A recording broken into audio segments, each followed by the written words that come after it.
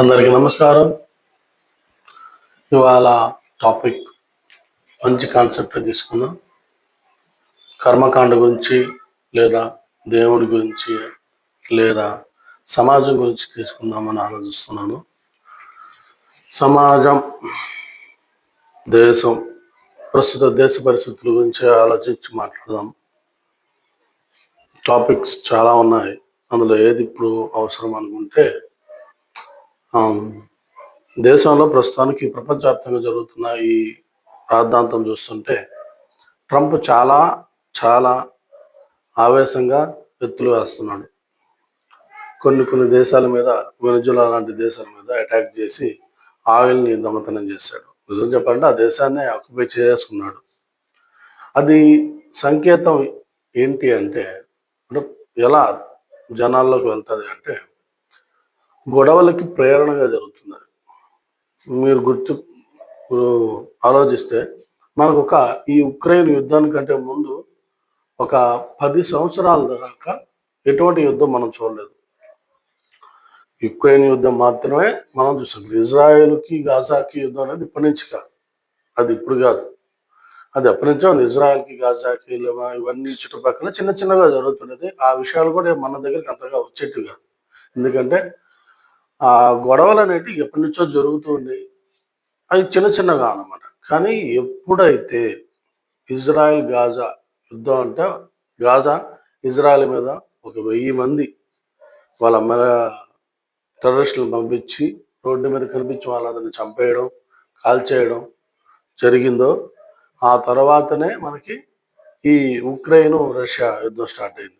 రెండు ఆల్మోస్ట్ దగ్గరనే మొదలయ్యాయి. మీరు చూసుకుంటే అంతకు ముందు దాకా చిన్న చిన్న గొడవలు అందరికీ కొన్ని దేశాలకు ఉన్నాయే కానీ ఏ గొడవ వల్ల పెద్దగా యుద్ధం అంటూ ఏది లేదు. ఎందుకంటే ప్రపంచం మారింది కాబట్టి ఈ యుద్ధాలు చేసుకునే ఈ పరిస్థితి కాదు, ఇది 1940, 30 కాదు అనే ఆలోచనతోటే ఉన్నారనమాట. ఎందుకంటే ఇప్పుడు చాలా చాలా మారిపోయిన పరిస్థితి కదా. కానీ ఎప్పుడైతే ఈ ఉక్రెయిన్ రష్యా యుద్ధం జరుగుతూ ఉండడం, అది సంవత్సరం అయినా 1 ఇయర్ అయినా కూడా ఆగకుండా జరుగుతూ ఉండడం, దానికి అమెరికా తోటి దేశాలని సహాయం చేస్తూ రష్యాకు వ్యతిరేకంగా చేయడం, ఈ రష్యా మీద ఈ డొనాల్డ్ ట్రంప్ అంతకుముందు వచ్చినప్పుడు రష్యా మీద వ్యతిరేకంగా చాలా బిల్లులు పెట్టాడు. తర్వాత జో బైడెన్ వాటిని కొనసాగించారు. నిజం, పెట్టింది ఇతను జో బైడెన్ ఒకటే కాదు, అంతకుముందు ట్రంప్ కూడా పెట్టాడు. దానికి తోడు మొదలయ్యాయి అనమాట పురాన్ని కూడా. ఇవన్నీ జరుగుతూ ఉండేటప్పుడు ఈ వివిధ దేశాల వాళ్ళందరికీ కూడా యుద్ధం మీద ఆశ కలిగింది అనమాట. ఎందుకంటే ఎప్పటి నుంచో వీళ్ళకి గొడవలు ఉంటాయి కదా, మనం కూడా చేద్దాం అంటే ప్రేరణ, జనాల్లో కూడా ప్రేరణ, యుద్ధం జరగాల్సిందే అనే ప్రేరణ కలగడం వల్ల ఒక 4 సంవత్సరాల నుంచి మనం యుద్ధాలు చూస్తూ ఉండడం వల్ల యుద్ధం అనేది ఒక కామన్ థింగ్ అయిపోయింది అనమాట. అందువల్లే ఇప్పుడు మనం నేపాల్లో చూసుకుంటే జెన్జీ ప్రొటెక్షన్ జరిగింది.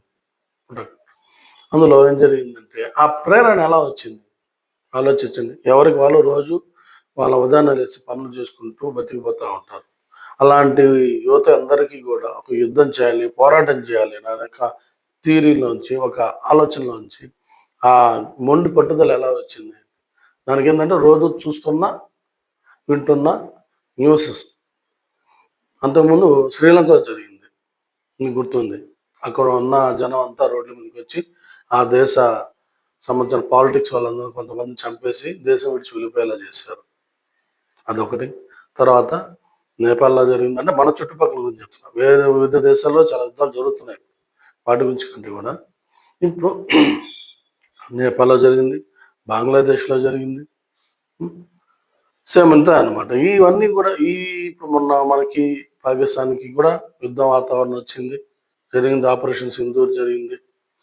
వీటన్నిటికీ గల కారణాలు ఏంటంటే ఒక దగ్గర యుద్ధం జరుగుతూ ఉంటే దానివల్ల ప్రేరణ పొంది వాళ్ళకి తెలియకుండా, నిజం ఒకరికి తెలియకుండానే దాని నుండి ప్రేరణ పొంది దాని నుంచి వస్తుంది ఆ రిజల్ట్ అనేది. ఇప్పుడు కూడా అలాగే ఉంటుంది. యుద్ధానికి కారణాలు, పెద్ద యుద్ధానికి కారణం. అయితే ఇవన్నీ కూడా ప్రతి యుద్ధాన్ని మూడో ప్రపంచ యుద్ధానికి దారి తీస్తుందా అని క్వశ్చన్స్ వేస్తుంది అనమాట. బట్ అంత దూరం పోలేదు, కొంచెం దూరం ఉన్నాయి. కానీ ఇప్పటికీ ఉక్రెయిన్ రష్యా యుద్ధం ఆగలేదు. కానీ ఈ ట్రంప్ చేస్తున్న పనులు ఖచ్చితంగా మూడో ప్రపంచ యుద్ధానికి దారి తీసింది. కానీ దానికి పునాది రష్యా ఉక్రెయిన్ యుద్ధమే.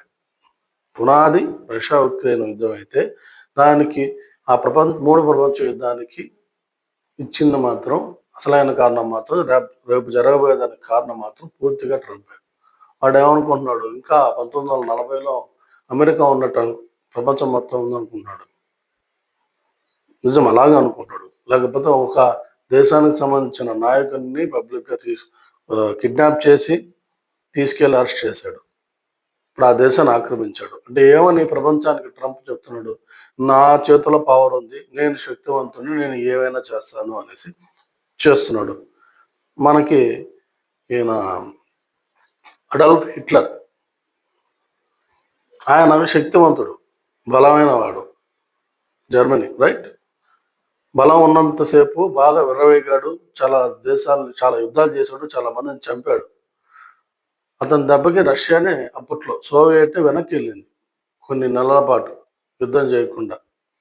చాలా దేశాలు జయించుకుంటూ వెళ్ళిపోయాడు. ఎంతవరకు వెళ్ళాడు? కొంతకాలం అతని హవా నడిచింది, నిజమే. అప్పుడు అతను శక్తివంతుడు అయినొచ్చు. కానీ నువ్వు శక్తివంతుడు అని అవతల వాళ్ళకి తెలిసిన తర్వాత వాళ్ళ ప్రిపరేషన్స్ వాళ్ళు చేసుకోవడానికి కొంచెం టైం పడుతుంది. ఆ లోపల నువ్వు విర్రవేగుతూ ఉంటావు. వాళ్ళంతా కలిసి నిన్ను నాశనం చేస్తారు. దానికి పెద్ద టైం పట్టదు. మనకు ఆల్రెడీ రెండో ప్రపంచ యుద్ధంలోనే మనకు ఆ విషయం అర్థమైంది. ఇప్పుడు ఈ మూడవ ప్రపంచ యుద్ధం అనేది ఖచ్చితంగా జరుగుతుంది. ఎందుకంటే ఈ ట్రంప్ మనం బలంగా ఉన్నాము, మనం ఏం చేసినా నడుస్తుంది, వీళ్ళెవరు అంత బలంగా లేరు అని అనుకున్నారు. రష్యా చైనా కలిస్తే అమెరికా సరిపోదు, నిజం. కానీ ఇంకోటి విచిత్రం ఏంటంటే వాళ్ళిద్దరు కలిసేందుకు ఎన్నో అవకాశాలు ఉన్నాయి. రష్యా చైనా మిగతా దేశాలు వాళ్ళ దగ్గర ఉన్న వెపన్స్ కానీ టెక్నాలజీ కానీ అవి రెండు కలిపితే అమెరికా పనిచేయదు. కానీ యుద్ధానికి రారు అనే ఆలోచనతో అమెరికా ఈ అనవసరమైన స్టెప్ తీసుకుంది. ఇప్పుడు వాళ్ళిద్దరూ ఆల్రెడీ మిత్ర దేశాలు. అమెరికా, చైనా, రష్యా మిత్ర దేశాలు. అక్కడ ఉండేది సేమ్ ఒకే రకమైన పార్టీ, అక్కడ ఉండేది ఒకే రకమైన లీడర్లు. మన ఇండియాని ఇందులో తీసుకురావాల్సిన అవసరం లేదు. సింపుల్గా ఎత్తుకుంటే కూడా అగ్రరాజ్యాలు ఎప్పుడు 3 దేశాలు ప్రధానంగా ఉన్నాయి: అమెరికా, రష్యా, చైనా. తర్వాత ఇండియా వస్తుంది. కానీ ఆల్రెడీ అమెరికా చేసే పిచ్చి పనులకి రష్యా చైనా ఎంతవరకు అంటే ఆల్రెడీ రష్యా యుద్ధంలో ఉంది, చైనా యుద్ధంలో లేదు. అంతర్యుద్ధాలు కొంచెం చేస్తున్నా కానీ అంత యుద్ధంలో లేదు. తన టెక్నాలజీ పరంగా వెపన్స్ పరంగా బాగా పెంచుకుంది. కానీ వాళ్ళకి యుద్ధం చేసేంత మూడ్ లేదు. ఇప్పుడున్న పరిస్థితులకి మనం యుద్ధంలో దిగితే ఇంత నష్టపోతాం, ఈ ఎక్స్పోర్టింగ్ సాగిపోతాయి, ఈ తయారీ వ్యవస్థ ఆగిపోతుంది అనే ఆలోచనతోటి వాళ్ళు ఆగుతారు. ఏ దేశమైనా ఆగుతుంది. కానీ ఎప్పుడైతే కడ్డీ కాల్చి గుద్ద మీద పెడతారో అప్పుడు ఎవరికైనా కాలుతుంది. కాలినప్పుడు ఇలా కొడితే వీడికి దెబ్బ తగులుతుందేమో, ఇక్కడ ఇంత నష్టం వస్తుంది, అక్కడ అంత నష్టం వస్తుంది ఆలోచించు. కాల్చుకున్నాడు ఎవడైతే కాల్చాడో వాడు గుద్ద పగలగొట్టాలని చూస్తాడు. అదే ఆలోచిస్తాడు. ఈ ట్రంప్ చేస్తున్న పనులు ఏంటంటే ఈ రష్యాకి వచ్చే ఆయిల్ బ్యారెల్ షిప్స్ని, చైనాకి వచ్చే ఆయిల్ బ్యారెల్ షిప్స్ని సీజ్ చేస్తున్నాడు. అంటే ఏంటంటే చిన్న చిన్న వాతలు తీస్తున్నాడు రెండు దేశాలకి కలిపి. అవి ఏంటి, ఎందుకు అలా చేస్తున్నాడు అంటే ట్రంప్కి యుద్ధం కావాలి. రండి చూసుకుందాం. ఎందుకంటే బ్యాక్ సైడ్ వాళ్ళకి అమెరికా ఎప్పుడు కూడా అమెరికాలో ఉన్న ఈ ట్రంప్ పొజిషను ప్రెసిడెంట్ ఎప్పుడు కూడా ఒక జోకర్ పోస్ట్. అది ఒక ప్రెసిడెంట్ వెనక వాళ్ళకు ఒక వ్యవస్థ ఉంటుంది. డబ్బున్న వాళ్ళందరూ కలిసి ఉండే దాన్ని వేరే పేరుతో పిలుస్తారు. అమెరికా ఎప్పుడు కూడా అమెరికాలో వాళ్ళు ఉంటారు. వాళ్ళు ప్రపంచవ్యాప్తంగా ఎక్కడ ఏం జరగలేదు వాళ్ళు డిసైడ్ చేసుకుంటూ ఉంటారు. దానికి వాళ్ళు వెబ్బన్ మాఫియా అని అంటుంటారు. యుద్ధాలు జరగకపోతే వాళ్ళకి డబ్బులు రావంటే 1 కోట్లు 2 కోట్లు రావడం కాదు, మిలియన్స్ ఆఫ్ బిలియన్స్ అంటారు. అంతంత కోట్ల డబ్బు.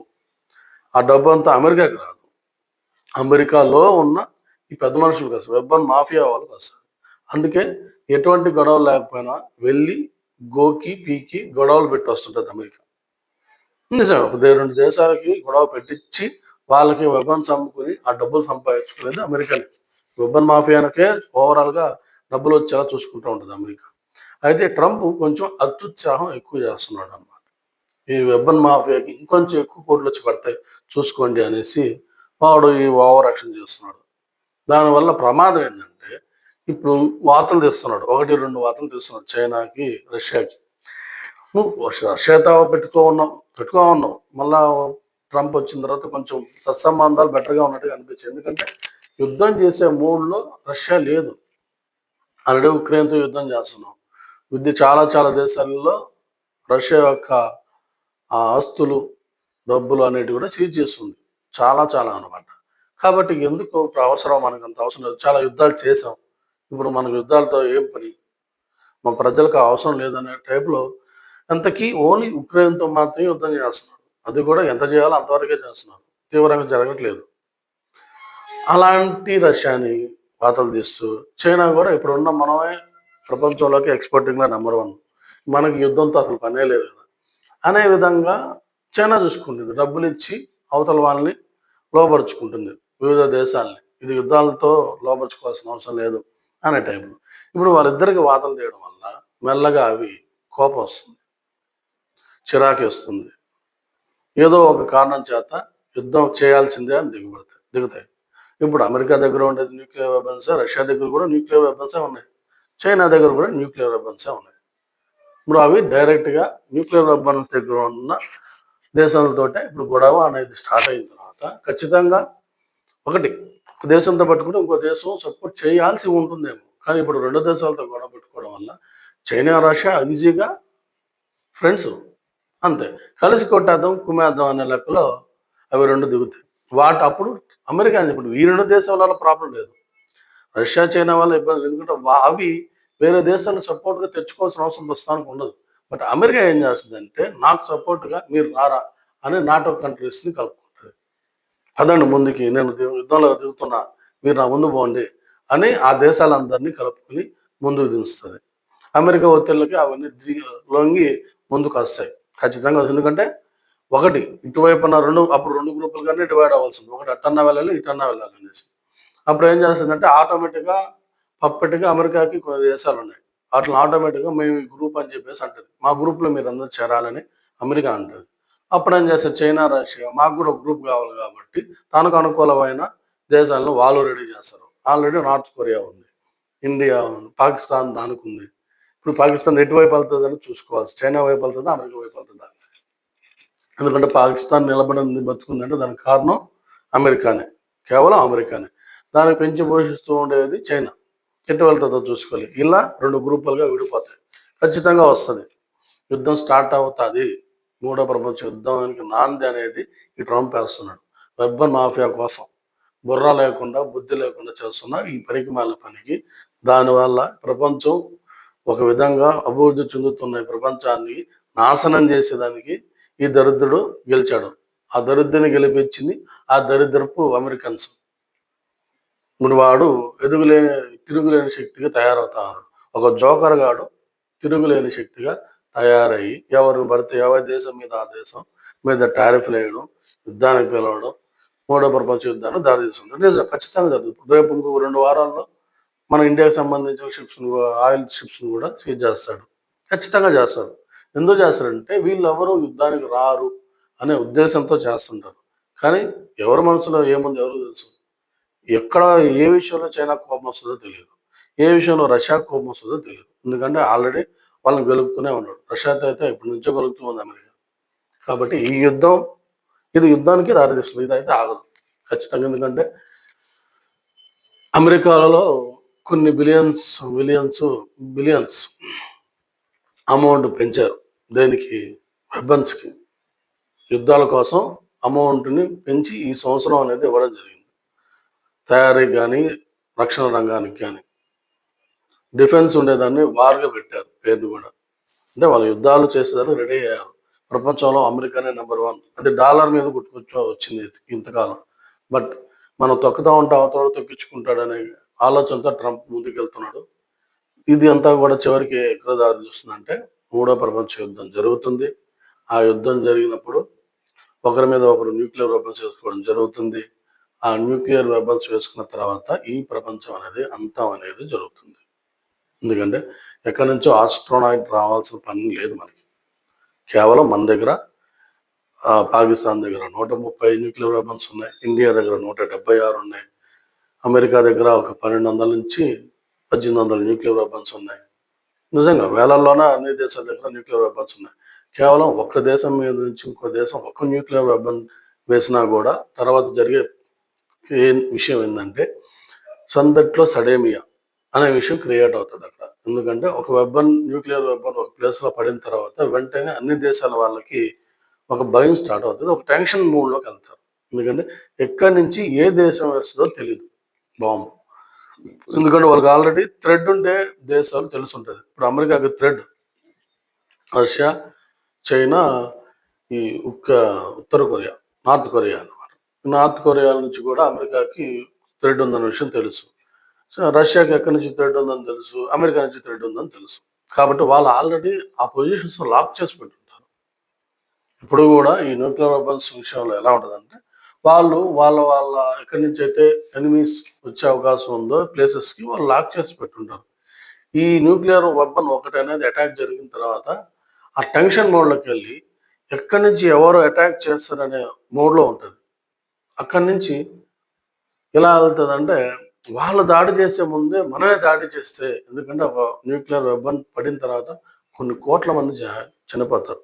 దాని తీవ్రత కూడా ఎలా ఉంటుంది అంటే ఇప్పుడు ఎలా అంటే for example Pakistan nuclear weapon మన మీద వేసిన తర్వాతే అవతల మీద మనం వేద్దాం అని మనం అనుకుంటాం. అదే చెప్తుంటారు, ఫస్ట్ మీరు బాంబు వేసిన తర్వాత మేము బాంబు వేస్తాం ఫస్ట్. ఎందుకంటే పాలసీ మన ఇండియా దగ్గర నో ఫస్ట్ అగ్రిమెంట్లో మనం ఉన్నాం అనమాట. ఎందుకంటే భారతదేశం ఎప్పుడు first time bomb nuclear weapon వేయదు, మా మీద పడిన తర్వాతే మేము వేస్తామనే పాలసీతో ఉందన్నమాట. ఒకటి ఆలోచించండి, ఒక న్యూక్లియర్ వెపన్ పాకిస్తాన్ వేసింది, ఇక్కడ ఢిల్లీ మీద వేసింది. ఢిల్లీలో ఉన్న దాదాపు ఒక 1.5 కోట్ల మంది 7 సెకండ్లో చనిపోతారు.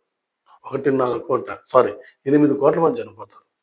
ఎందుకంటే జనాభా ఎక్కువ కదా, 7 సెకండ్లో చనిపోతారు. చనిపోయిన తర్వాత అక్కడి నుంచి అక్కడ వచ్చే రస్ట్, అక్కడి నుంచి మొత్తం పొల్యూషన్ మొత్తం మారిపోతుంది. ఇప్పుడు దానివల్ల మొత్తం దేశం మొత్తం సఫర్ అవుతుంది. దానివల్ల 8 కోట్ల మంది చనిపోతారు.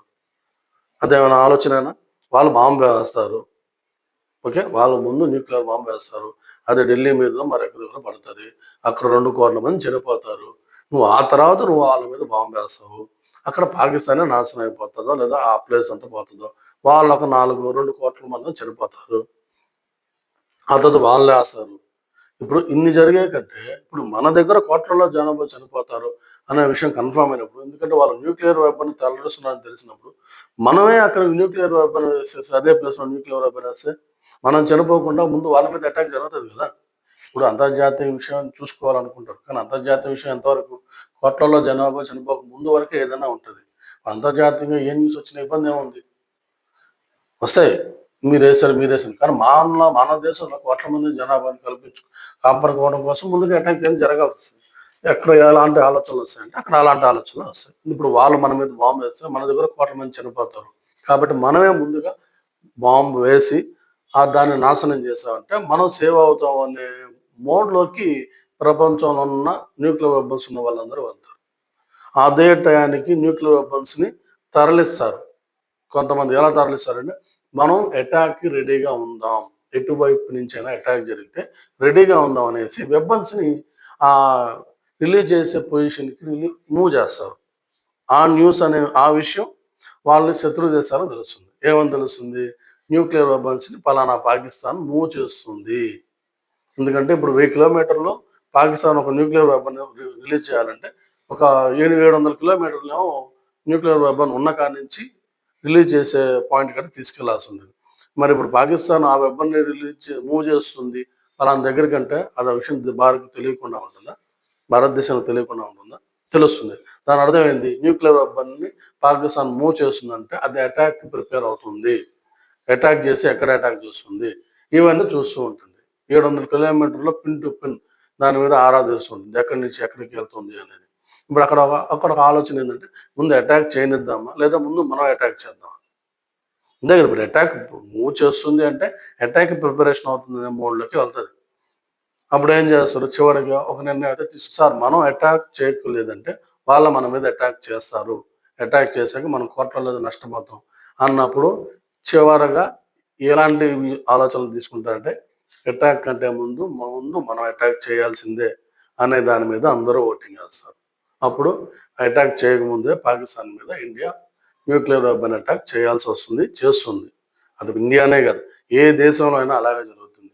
ఒక్కసారి ఇండియా పాకిస్తాన్ మీద అటాక్ చేసిన తర్వాత వాళ్ళ ప్రిపరేషన్ వాళ్ళు చేస్తారు.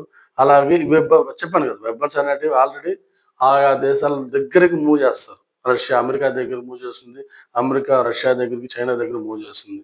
ఖచ్చితంగా అలా మూవ్ జరిగినప్పుడు ఇది మన మీద అటాక్ చేయబోతున్నాడు ముందుగా ఇంకొక దేశం అటాక్ అని జరుగుతుంది. అప్పుడు ఒక దేశం మీద ఇంకో దేశాలు ఈజీగా న్యూక్లియర్ వెపన్స్ అటాక్ చేసుకుంటే కోట్లలో జనాలు చనిపోతారు. ఈ ప్రపంచం అంతం అప్పటికే అయిపోతుంది అన్నమాట. ఇవన్నీ కూడా ఒక మోడ్లో వెళ్ళడం వల్ల జరుగుతాయి. వాటన్నిటికీ గల కారణం ఇప్పుడు జరుగుతున్న వాతావరణమే కారణం.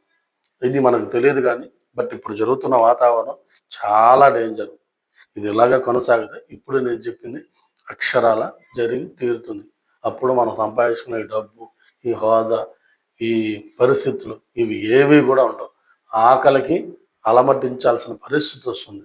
గుర్తుపెట్టుకోండి, ఈరోజు మీకు కోట్లు ఉండొచ్చు, లక్షలు ఉండొచ్చు, డబ్బు ఉండొచ్చు, బంగారం ఉండొచ్చు, కానీ యుద్ధం అనేది వచ్చిన తర్వాత, ఒక న్యూక్లియర్ వెపన్ పడిన తర్వాత నువ్వు ఎంత పెద్ద కోటీశ్వరుడు అయినా సరే నీ దగ్గర తిండి లేని పరిస్థితి వస్తుంది. అది గుర్తుపెట్టుకోండి. తిండి మిమ్మల్ని సర్వైవ్ చేస్తుంది, డబ్బు కేవలం ఉన్న డబ్బులతో మాత్రం సరిపోదు ఆ టైంలో. అది గుర్తుపెట్టుకోండి. ఏదైనా జాగ్రత్త ఉంటే తీసుకోండి.